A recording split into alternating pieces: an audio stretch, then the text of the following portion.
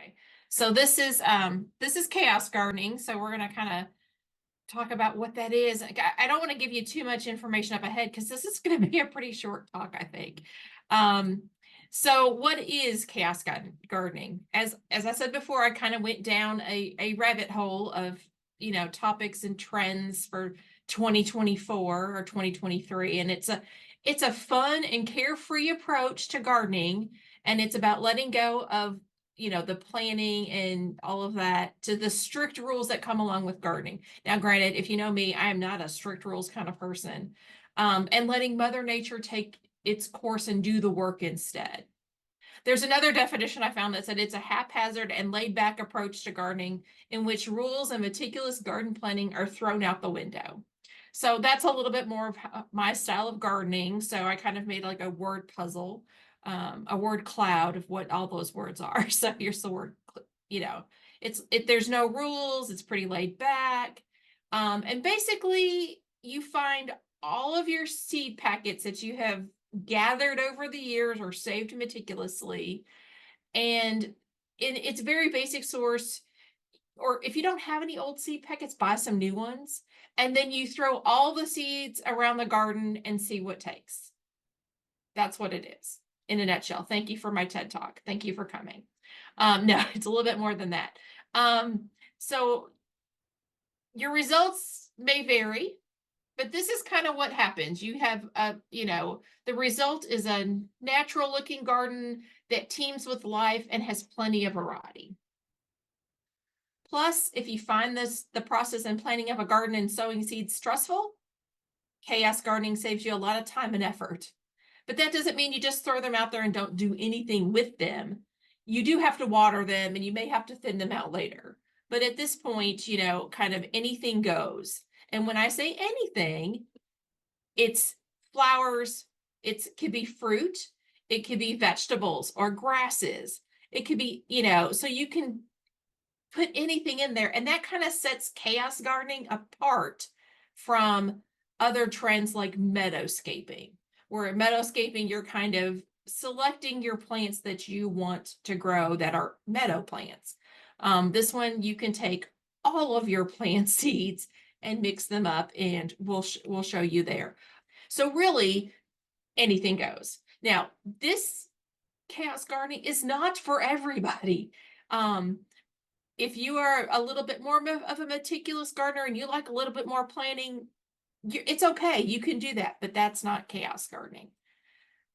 So somebody said, how big of an area do you need? You don't need a very big area to start with, especially if you're not quite sure you're going to like it. So you could use the corner of your vegetable garden. This has got carrots in it. Now this one is mostly vegetables. It's got some peas and carrots. Haha, they're gonna have peas and carrots. There's a little bit of, I'm not sure what this yellow stuff is over in the corner. It might be a weed or it might be a flower. But that kind of thing, you just kind of throw them out. You can turn your entire yard into a wild and wonderful chaos garden, or keep it contained to a few beds. If you're really not sure, you can stick to just a flower pot. But the trick is to let go of your expectations and let kind of the seeds do their thing. Plants want to live, and sometimes they live better without human intervention. Inevitably, there are certain plants that will thrive. Well, others may not grow as well, or they may not sprout. They may be old seed. So keep that in mind. You can just use one of your flower beds that you have a couple of holes in. There are places that people will do, there's a lady that grows carrots in her flower beds because she's got some holes. So the holes in her flower bed, she just scatters some carrot seeds.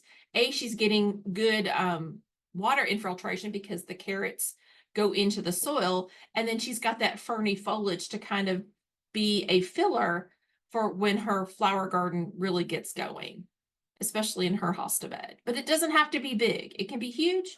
It can be fairly small. I kind of like the squash in the middle of the hibiscus. So where are we going to do this in our gardens?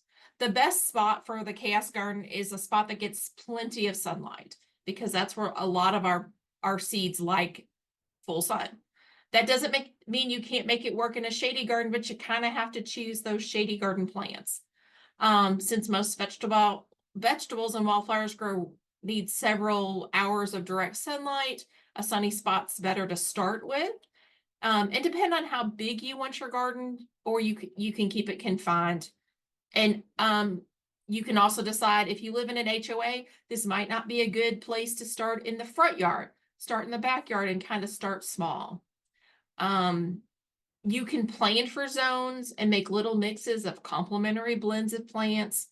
You can do different seeds for different zones in your garden. And you know, that'll probably guarantee a little bit more success than just blindly emptying packets of seeds into a big bowl to spread those around. So you can use a little bit. It's up to you. No, there's no gardening police, and I'm not going to come to your house and go, you did chaos gardening wrong, because you kind of organized your seed packets a little bit for that. So the location of your garden is up to you. It can be as big or small as you want. Hopefully, it'll be somewhere where you're going to enjoy it. We still need to do our soil quality. So do a soil test. If you think you need to add some fertilizers in there, the soil test will tell you that. But you want a good draining soil so that your seedlings can grow, sprout and survive. If you have a lot of clay, all of Kentucky, you might want to mix some compost in there before seeding your chaos garden. You might need to water it in, make sure that it does pretty well once you do that. But if it's too wet, like we had a lot of rain yesterday, wait a couple of days before you get your soil set. Seeds. The types of plants you choose plays a role in longevity in the amount of maintenance.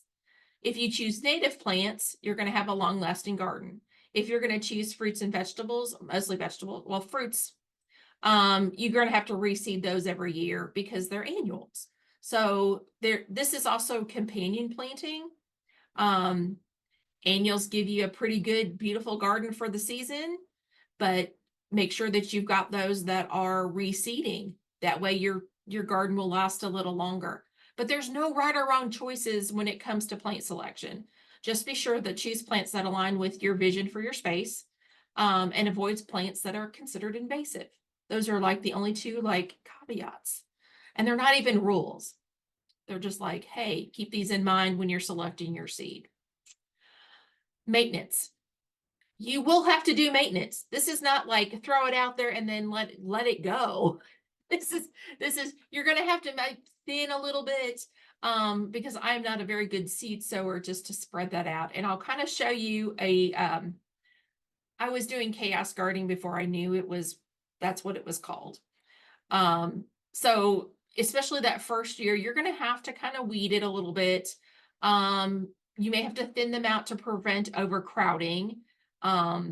But it's one of those things that once they're established, especially if you have perennials and the plants begin to naturally reseed, you'll be doing less work as the years go on. You will probably have to water because Kentucky, there's a drought. Just plan on it. It'll dry out for a little bit. And you can be selective in what you thin out. And you can be selective about what kind of proportions of various seeds you want in your mix. If you would like a lot of really cool bursts of color, then you're going to want to go with a lot of annuals that are going to bloom over the season. And then add those perennials in the following years. Local regulations. Now, it's always a good idea to read up on your local garden regulations, especially if you want to create one in the front yard, because people get all hinky about what you put in front of your house. If you have a municipality that have rules about where their fruits or vegetables can be planted in the front yard, maximum plant heights, overall tidiness and appearance in your front yard. If you have a homeowners association, those rules may be even more strict.